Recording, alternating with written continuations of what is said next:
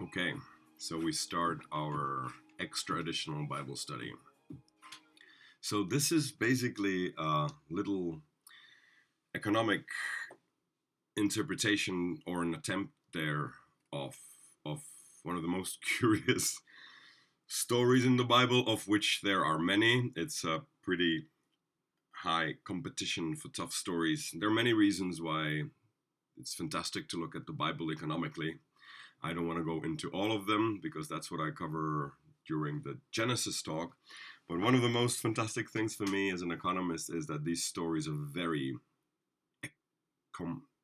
very economical. They're very brief, and there's so much value and ways of approaching them, and the way they also it screws up with your mind and with your feelings and with your preconceived notions, with any notions, not even the preconceived ones. Anyway, so I do 3 hour long studies on Genesis. Actually, we already did 2 3 hour long studies on Genesis, and yet some of the stories didn't make it. So this is sort of an add-on that I promised to the 90 over business people that attend these seminars, or mainly business people. And this is about Cain and Abel. So let's first read the story, and then let's try and see what we can interpret it as. So this is Genesis chapter 4. Again, Bible being at least 9 times older than the whole history of economics, if we consider Adam Smith to be the forefather or the grandfather of economics. We're dealing here with texts that are 9, 10, 12 times longer, more ancient in days. So economics as a science with all the finesse and nobleness and all the Excel sheets and Nobel Prizes, we are a youngling. We are a really late arrival to this discourse. Anyway, what can we find, economically speaking, in the story of Cain and Abel? Now, the man, meaning Adam, had relations with his wife, meaning they did it. They had sex. They actually multiplied. They reproduced. They produced something. So in the Garden of Eden, they didn't produce anything. Today we look at production in terms of GDP, but back in those days, production was really reproduction. It's funny because today, it's curious and interesting that in today's age, when a woman is reproductive, she's considered not to be productive. I won't go into that. That's another topic. Now I'll just read the text and I'll do the commentaries later. Now the man had relations with his wife Eve, and she conceived and gave birth to Cain. And she said, I have gotten a man-child with the help of the Lord. Oh, that wouldn't work. Again, she gave birth to his brother Abel, and Abel was a keeper of flocks, but Cain was a tiller of the ground. So it came about in the course of time that Cain brought an offering to the Lord of the fruit of the ground. And Abel on his part also brought of the firstling of his flock and of their fat portions. And the Lord had regard for Abel and for his offering, but for Cain and for his offering he had no regard. So Cain became very angry, and his countenance fell. This is the first story outside of the Garden of Paradise. This is the first human beings. This is the first family story in the Bible.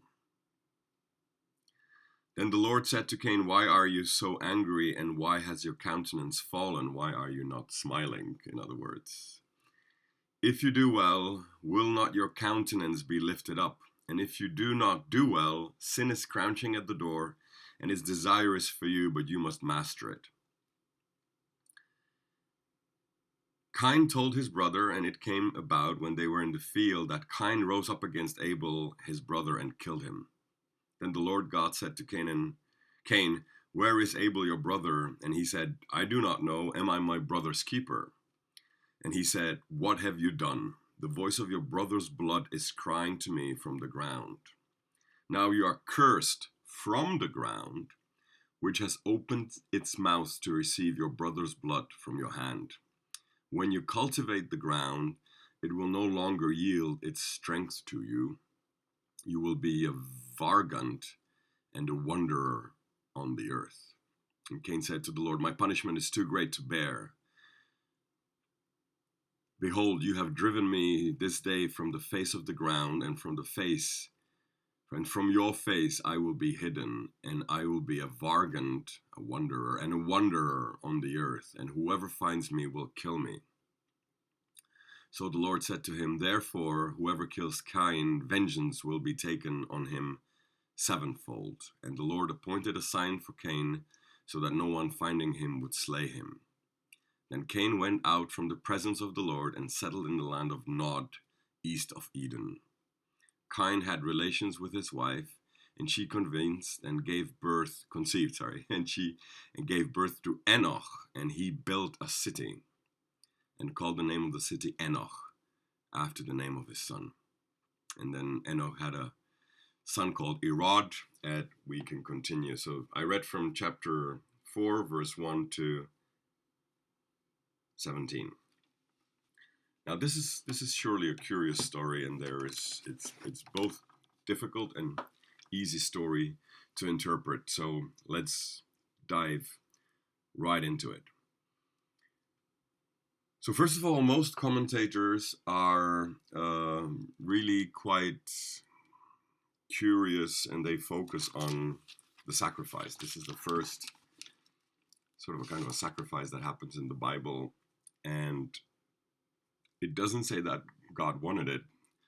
Cain came up with it. Cain is the firstborn, and Cain decided to do a sacrifice, and that somehow wasn't pleasing in the eyes of the Lord. Now, there are many ways to read it. You will find on the internet and throughout the history, the Bible is one of the most, if not the most commented text that we have on this planet. You can find what people 2,000 years ago thought about it, almost consistently in every Western generation for sure. And people have been focusing on what was wrong with Abel's sacrifice. And maybe it wasn't the sacrifice, actually. Maybe we can come up with a hypothesis among many other hypotheses that I will mention here as well. Maybe it wasn't really in the sacrifice. Maybe it had very little to do with the sacrifice altogether. Maybe God didn't even want a sacrifice. Maybe the sacrifice there is completely irrelevant now. I'm saying this because this very often happens in the biblical stories. What seems to be the most valuable part of the story disappears into thin air. You can see this in the book of Job. In the beginning, it looks like a divine bet between God and the devil. And at the end of the book, one would expect to, close this bet and for God to summon the devil and say, hey, you lost, you owe me, 12 cases of champagne. This evaporates. The main topic of the whole book, which is a divine bet about the character of Job, disappears from the story. Let's pick another story, Sodom and Gomorrah, which is a story close to the story that we just read. Again, there it looks like it's a negotiation between Abraham and God about collective guilt. Will you destroy the city if there is 50 righteous people in it? And God said, no, I will not destroy the city if there is 50. And then he haggles on 40 and 30 and 20. It's painstakingly long for Bible, which is very economic, and stories. The whole story of Genesis takes about a page, and the commentaries to it take libraries. And here, there is this huge negotiation about the ratio of righteousness to unrighteousness. If there are, what number of righteous people would it be enough for God to spare the city? And then God doesn't actually count the righteous nor the unrighteous. The main plot disappears. So perhaps this gives us one way how to look at it. Maybe it wasn't about the sacrifice. Maybe it was about something else. So what do we know about Cain and Abel? We know that they were the first brothers. They were both male, and they We don't even know if they liked each other or not. Most commentators think that they didn't like each other. I think they had this brotherly love and hate relationship, like we probably feel towards many times our closest people, that we love them from the bottom of our hearts, and yet we fight with them over small little, not even words, but nuances of speech, and you gave me that wrong look, or what, can you skip that tone? It's quite frequently that we have disputes over non-essential things. At least with my brother, we pretty much agree on the big things, but we tend to have small little disagreements on small little petty nuances that we can't even recall the next day. What do we know about Cain and Abel? Well, we know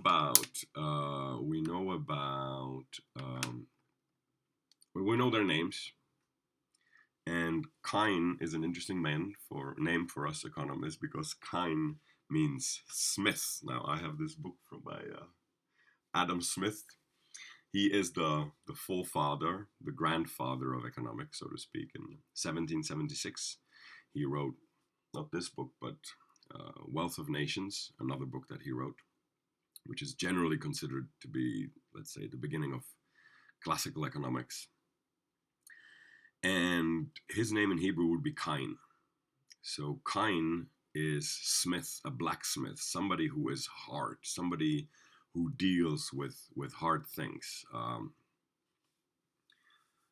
Spear is another way how some translators translate the word. Now, Abel is exactly the opposite. Abel means, or Havel, so for us Czechs who remember President Václav Havel, from whom I actually have that small little love letter hanging there. So I also have Havel and Smith, Cain, and Havel. Kind of, actually, without me even realizing this, I've had those there for ages, and I never thought that I'll talk about the story. But anyway, now it's a nice picture of me being in between a soft place and a hard place. Havel means a breath, a wind, a morning mist. Maybe that's the translation that I kind of like the most. A morning mist, something that evaporates real quickly. It's like a softling, not softling, like something soft. Havel is a good representation of soft power. He wasn't a big muscly man. He wasn't a superhero. He was a moral hero. He managed to almost single-handedly collapse the Soviet ideology, which was really strong in power, in the number of tanks and the number of personnel that they had in my country, in murdering people, and the ideology was also strongly developed by tens and hundreds and perhaps even thousands of people, of misled philosophers and thinkers who were continuing developing the very details of the Marxist machinery, so to speak. And yet he was able to tackle it down, not with force, but with the power of the powerless. So Havel, Václav Havel, the founding president of Czech Republic, bore a right name from the perspective of this story. Now it looks like, from this reading, that the story is about the hard elements of us fighting the soft elements of us, in us. And we see this quite often, that we become hard, we become logical, we become mathematical, we become, let's say, slightly autistic in our reading of the real. And then we have a tendency to kill. We kill the soft. So let's, for example, take an example of business. Yeah. So I'm sitting here in Prague, right off the Charles Bridge, right in the center of Prague. The beauty of Charles Bridge is something that's soft. Now, we could put an advert all over it, like a big advertisement for some big company that would pay hard money for it. And it would be kind of easy to do the calculation. So, for 1 month of rental, and we can do this 12 times a year, you get the whole Charles Bridge covered in your advertisement. And we need to protect it with somehow, because the forces of capitalism would naturally do this. The beauty of Charles Bridge is something soft, something that we can't really put very well into numbers. And to take another example, I was always fascinated whenever I visited New York, how in the middle of a highly efficient city, I mean, New York is efficiency risen to hundreds of meters. It's an amazingly efficient city, and yet in the middle of it, you have a garden of inefficiency called the Central Park.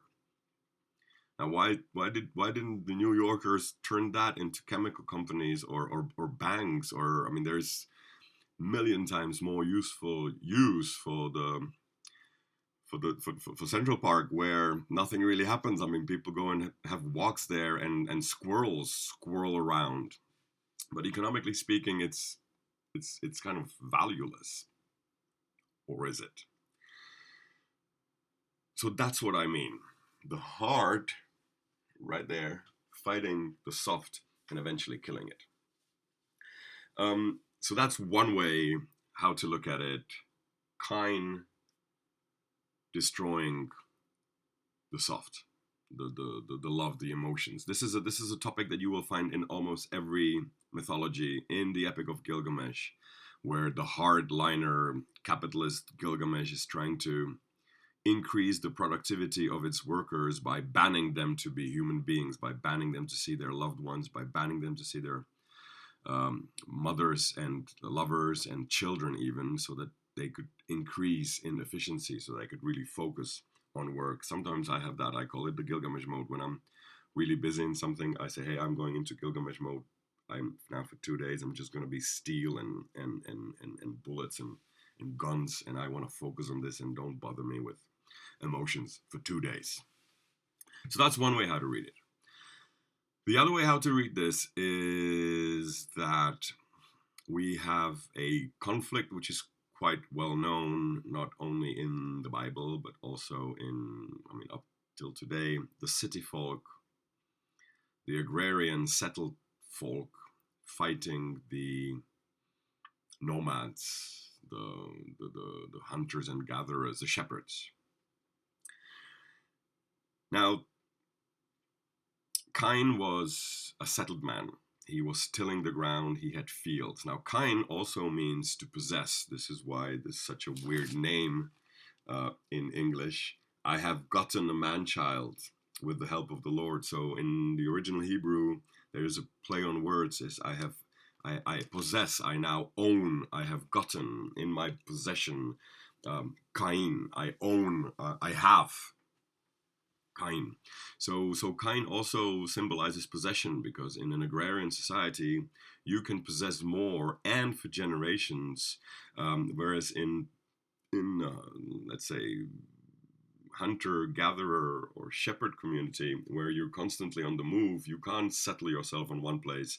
You have to move with the herd. Once the herd grazes the green, you have to move somewhere else. You are basically a wandering tribe, which was something that is sort of seems to be much more preferred in the Bible.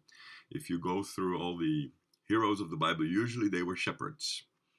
You will be hard pressed to find a settled agrarian hero.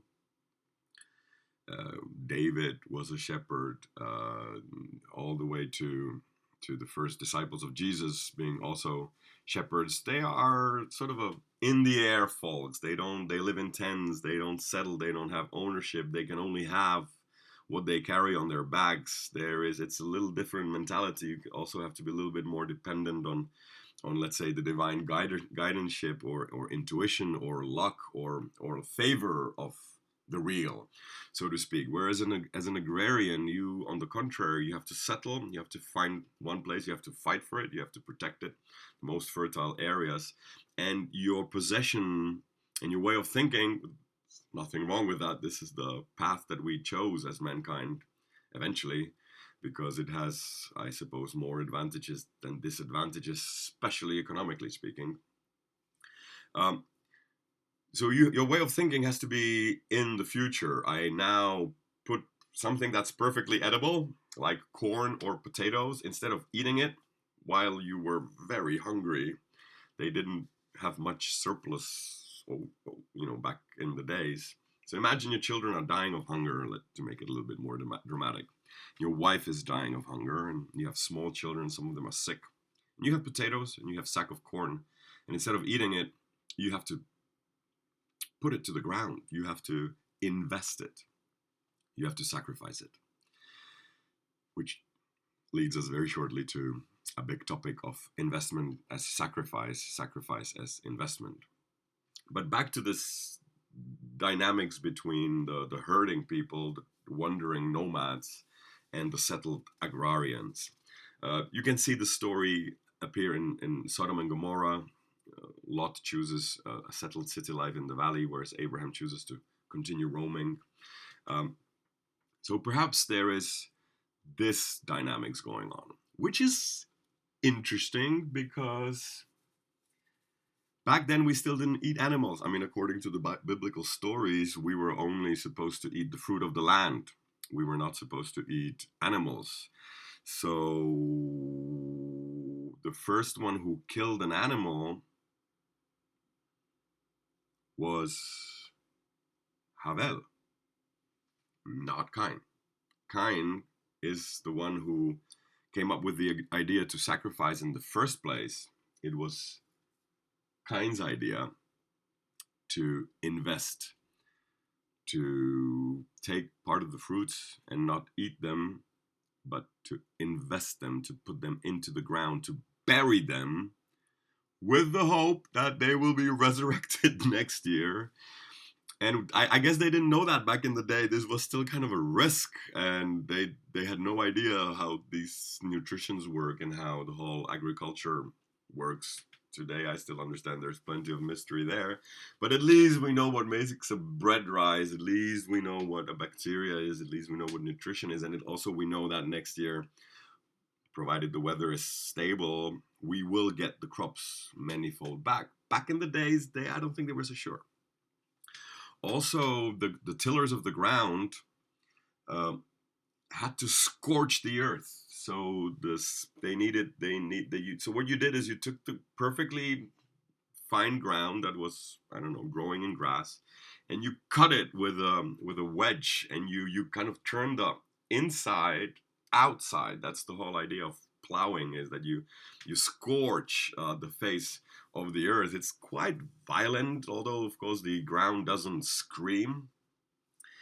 It's a lot of work, and a lot of work that pays in long future, sometimes in a year, but then of course you have to prepare the field, so maybe that's another year of preparation of going hungry, and then some crops need generations to modify and to turn it into something that's edible, especially corn. Corn is basically over manipulated grass.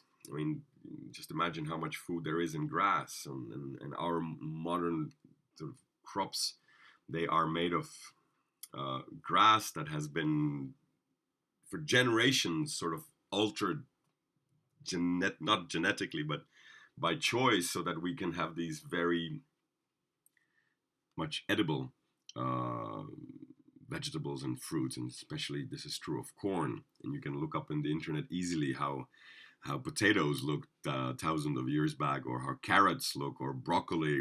Today it's like a big flower that you can basically eat, and you can feed 3 people from one proper broccoli. Not so back in the day. It was very, very, very weak and fragile, and it took many years of cultivation. So it's something that kind of even introduces the interest of the area of interest rates. Interest rate is something that deals with time, and it's much more suited in agrarian societies. So perhaps this story is a story between the herdy people, such as Israel. They were really not supposed to settle for a long time. They were a wandering nation for many generations until they settled in around Jerusalem, let's just say. But before then, from Abraham all the way to the patriarchs, it was an unstable, intent living nation that was to be guided by whims of prophets and pillars of smoke during the day and pillars of light during the night. For some reason, the God of the Bible preferred it that way. And also remember that in Genesis, the story that precedes this story, the earth was cursed. So Abel, the tiller of the land, was working on something that was cursed, whereas Cain said, "I'm not going to do anything with the ground. I just want to take care of the animals." So it's quite natural that an agriculturalist does do a sacrifice in order to increase his crops, while somebody who is taking care of the animals doesn't so much sacrifice. I mean, and when you breed animals, you just allow them to reproduce, and that's how you multiply your fields. You don't necessarily take a bull and put it in the ground and then hope that in a couple of months or a year 12 new bulls will be born from the ground. So you don't kill in order to increase your GDP, let's say. But in agriculture, you quite do that. And yet, it was Cain's offering that wasn't accepted from the Lord. So maybe there's a hypothesis that the whole idea of sacrifice as sort of a magical right to increase the GDP, to increase the crops, was not something that God liked. Anyway, another angle to look at this is that one of them was lucky and the other one just wasn't. Abel, whatever he touched, sort of prospered, whereas Cain had it hard in life. He was an older brother, also Cain, the smith, the peasant was an older brother, which is also weird because one would sort of genealogically or historically speaking, we were first moving with the herds and then we settled later. But now there is a twist that the older brother is actually the agriculturalist and the younger brother sort of does what we used to do for generations. And so maybe the whole idea why God didn't accept the offering was that he just didn't like Cain. And he didn't like it one way or another, so this offering, it didn't please me because you tried to use it as a maximization of my favor. And maybe Cain was thinking, hey, my brother's lucky and everything. Maybe I do something. Maybe I just burn my first crops. And then his younger brother copies that, and he sacrifices animals, the best of the animals that he has, as if God needed blood, as if God needed this ridiculous sacrifice. And even in this dimension, that was Cain's idea, Abel kind of gets it better. So this is, I think, just the plot. This is not even the plot, sorry. This is just the setting of the plot. What's important is the reaction. So here, and I would like to kind of come to the conclusion because I promised 20 minutes and we're already coming to 30.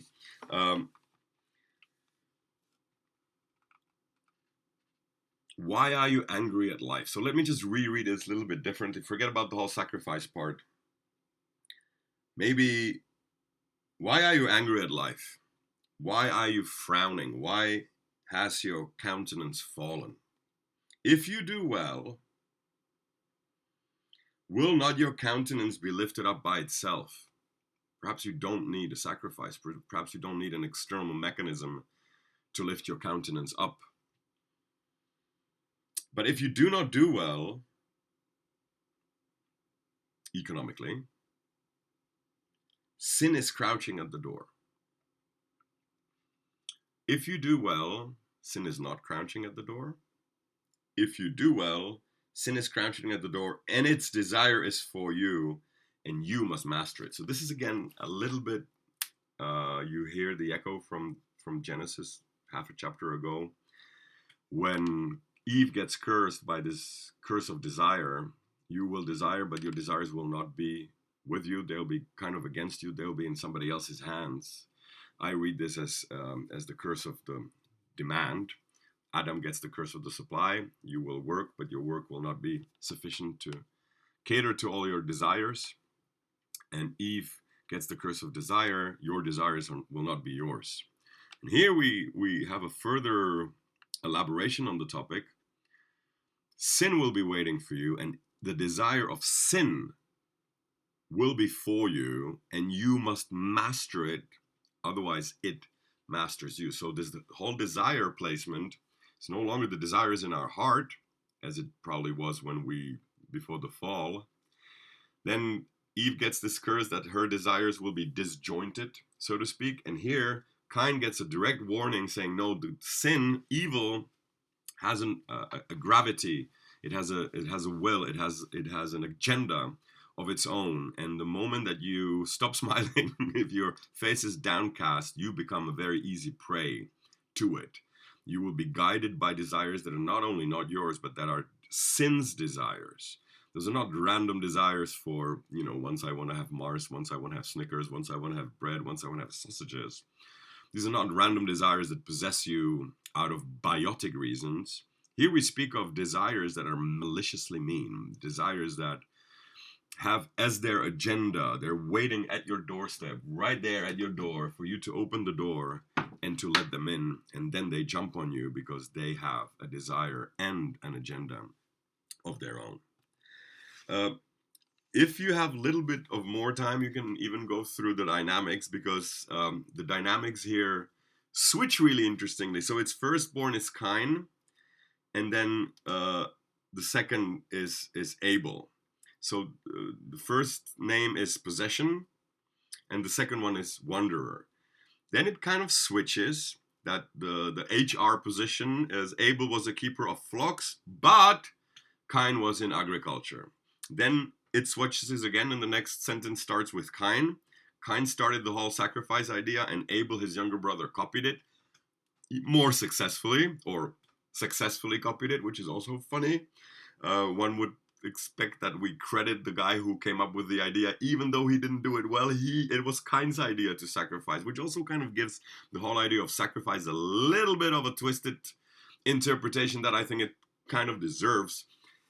It was Cain's idea to sacrifice. The murderer's idea was the whole idea of to win God's favor, not as a thank you, perhaps. That's maybe what Abel did. We can speculate, but Cain most likely invented this whole idea that I sacrifice something for now in order to gain more benefits, more crops in the future. And then God has this talk to Cain, which is rare, and he says, "Why don't you smile? Why is your face looking so pale?" It's almost a petite conversation. And then he talks to him about this economy going well. But if the economy does not go well, if the reality does not respond to your offer of labor, go into seclusion and think about it. While what Cain did is that he actually rejected real. He rejected the way that God structured reality. He rejected this whole idea of having ideas to start with. And his name is possession, and then God talks to Cain about sin possessing him.